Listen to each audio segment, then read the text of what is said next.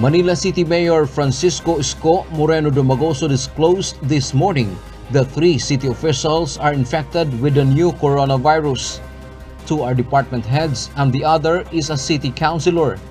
Today is one of the saddest moments of our city government because 3 of our key officials in the city of Manila is positively infected by COVID-19.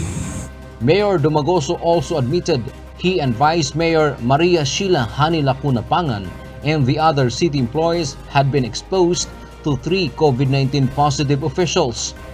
But based on their swab test results, Manila City's top 2 leaders remain COVID-19 free. Kaya nyo kami nakikita ni Vice Mayor dito ngayon at kasama ninyo, bagay na pinagpapasalamat ko sa Diyos, kami po ay nag-negative sa swab testing. This is now my 3rd time of being exposed to such deadly virus. All city employees and department heads underwent mandatory rapid testing this morning. Contact tracing continues for those who had directly interacted with the 3 city officials. Meanwhile, 172 residents in the 31 barangays placed under lockdown this weekend tested positive in the COVID-19 rapid testing. They will undergo the confirmatory test through swabbing.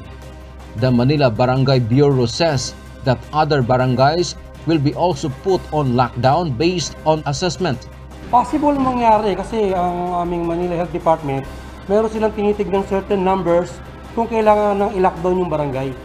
260 violators were apprehended during the 2-day lockdown in 31 barangays. They are facing violations under Article 151 of the Revised Penal Code or disobedience. Dantiamento, UNTV, News and Rescue. We serve the people. We give glory to God.